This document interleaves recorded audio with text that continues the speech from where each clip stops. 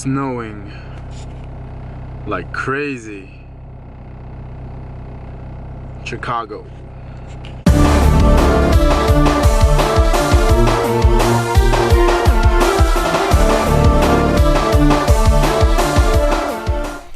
Hey, what's up guys? It's Will. This video we'll be doing chest and tries. Now here's the thing, tries we didn't do too much of, simply because I was a short time, at the gym. This guy had to, the guy I'm working out with, Andres. I know you saw him in the first video I ever posted up. It was shoulder day that day. He was with me and finally got a camera. My girlfriend actually gave it to me for Christmas, but it came in late, so that's why I was kind of struggling with videos and making new ones and whatnot. But finally it's, I got a camera and good quality. Anyway, so we started off with a warm-up. I did a plate in 25, and then I started with a plate. Didn't include that in here, I think. And then this was the second set. And I think we started with a shoulder warm-up. Personally always like starting with a shoulder warm-up. For example, if it's gonna be chest day, back day, shoulder day, I'll do shoulder warm-up. Reason is, before I used to have a lot of problems with my left shoulder where it would start hurting even like after the first set of any exercise, and it would always pop or click, or I always felt something in there. But then after doing the shoulder warm-ups every single time I hit the gym, disregarding leg day, because you don't really need it. And even then, when you're doing barbell squats, you kind of put that shoulder in a different position that's not really used to, and you can also benefit from it there. But for sure these ones. And then here this was the most we did, was the 2 plates. We're trying to bring the bench up, and guys, it's all natural. That's why we don't look so big, and we actually don't even look big. But it's natural, and we're trying to keep good form. So I think the most I got up to 7 or 6, I believe, the first one. And then the second time we did it, which I didn't show, is I got up to 4. I got up to 4 reps. And then, as you saw, Andres, he's working on it too, and he got a few in there. So bench pressing, building that chest, that mass, just pretty much an all-out, overall chest workout.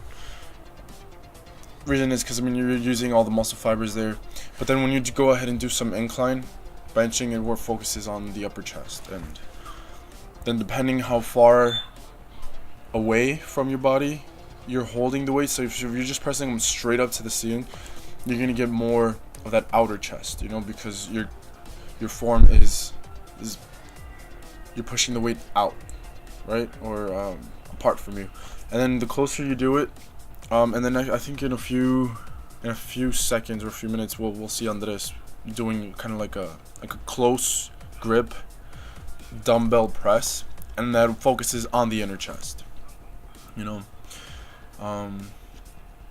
and here the 80 pounds is the most I've done. I think I've done like 85 pounds or 90 pounds, but the thing is, like, it's on the first exercise, because after you do it, like the focus, after you try to focus on trying to do more weight with dumbbells after like the first exercise or 2 exercises, it becomes a little more difficult, So that's why if you're trying to bring your regular bench press up, do that either the second or first exercise you do. If you're trying to build your upper chest, of course you want to do that first, or make it a priority, and then sometimes what we'll actually do is we'll start off with flies. Reason why you would want to start off with flies on a chest day is so that you can get that pre-exhaustion in the chest, because usually, face it, sometimes if you don't have that good form, or you don't have that, not good form, but if you don't have that mind to muscle connection, whenever you go to do presses, your shoulders can be one of the muscles, or become one of the main muscles you're using for that push. So then what pre-exhaustion does is that you go in, you pre-exhaust the chest, so you engage it, you work it out, you work out the fibers, and then when you go to press, by the time you're pressing and the chest, or the shoulders, by the time you're pressing and the shoulders start to give out, your chest would have already been exhausted, because you did the flies. And then what we kind of did here, we went from benching and dumbbell pressing to the machine press. And then what this ensures is that you can push the weight a little faster. You can get a faster, I guess, kind of like a pump. Because basically the idea is you're lifting heavy, if you're bench pressing, or like the first exercises we did, we're lifting heavy, we're trying to rip the muscle fibers. And then with this type of exercise, what we're trying to do is we're trying to get that pump, that blood flow into the muscle, therefore ensuring that we get all the nutrients and the protein in there, so that the muscle can start the recovery process and get saturated with all those nutrients. And as you can see, he actually grabs the outer part of the handle. He's trying to work out the outer part of the chest, while I was working more on trying to do like the overall middle part, upper part of the chest. So it's a little different. Oh, and if you guys noticed earlier, he actually had some Sour Patch Kids right in his bag. It's just some intra-workout carbs, some for quick sugar, just to get that, to keep that glycogen level in the system and keep the pump going. So, as you can see here, I'm grabbing all the way inside on the handle. So I was just, like I said, like the inner part of my upper chest is really weak, and I'm trying to bring that up, and I can see the difference, from before when I didn't used to do it, or didn't used to work out this way, to now. It's a good difference.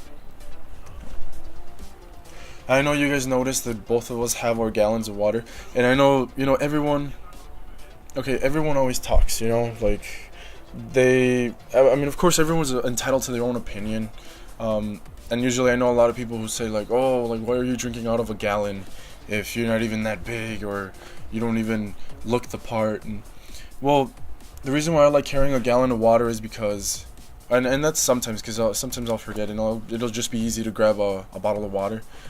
But you want to ensure you have good hydration right before the workout. So about an hour and a half before, you want to start hydrating really well. And then throughout the whole workout, you want to be hydrated. And you have to drink a certain amount of water. I can't think of it at the top of my head, but I'll probably put it on the screen. You want to drink a certain amount of water every 15 minutes for, depending on how many minutes you've been exercising. You do 15 minutes. Every 15 minutes, you want to have a certain amount of water. And that's depending on your workout. But a gallon of water just ensures that you have that water with you the whole time. You don't have to be running to the water fountain. You don't have to be interrupting your workout. So,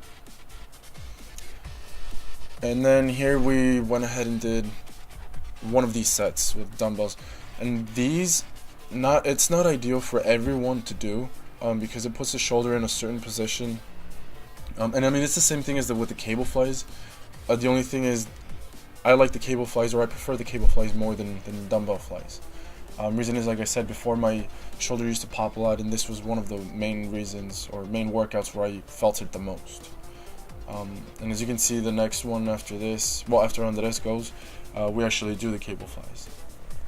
But sure, whenever you're doing dumbbell flies, your cable flies, you want to make sure your shoulders are, what we say, relaxed. Because of course, they're going to be engaged, but relaxed meaning you're not cringing.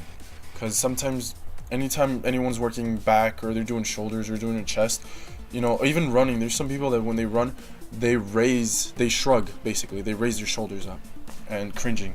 And that can create a few problems. Tight muscles, knots in the muscle. Oh, and this is what I'm talking about. Here, keeping the dumbbells tight, or close together, he's working out on that pump, the inner chest, the upper inner chest. So, but yeah, you want to keep your shoulders relaxed, arms out to the side. You can keep a small bend in the elbow, and it should be good. And make sure you engage the chest. because I know when I train some people, I ask them like where they felt it, and you know, they either didn't feel it at all, or they're feeling it in places they're not supposed to. So no, this exercise here, the reason why they're angled up that way is because he's actually doing the fly angled down, meaning he's working out that lower chest, and that's good. I just chose to do these, just like inner overall chest, more mid chest than upper, of course, but you know, it's always this is one of my favorite exercises. So yeah, and guys, music always helps, you know. It's good music. I don't know, personally I like listening to metal. I haven't listened to metal in a while. I think this here I was listening to metal, but yeah, before this I was doing, you know, dubstep and just like electronic music and whatnot. And I actually make music too. I write music, I compose them. So if you want to go check out Encryption with a K, YouTube, you know, I have a few tracks out. So it's kind of hard to find though. I don't know why, but either way, this is the only. Well, actually, this is the only one we recorded, but it's like the trap exercise. I mean, not the trap, the triceps exercise. So we did triceps push down, and then we supersetted with some dips, which I only got like 3 in, and then after that we went to go ahead and did some more rope exercises, and then he had to go to work and I did shoulders, but that'll be posted up some other time. But yeah, I mean, right now doing push, pull, legs. So we'll try to get more of these videos recorded for you guys. But if you have any questions, comments, concerns, just leave them in the comments, and we'll try to get back to you as soon as possible, and we'll keep posting up videos. Alright? Take care.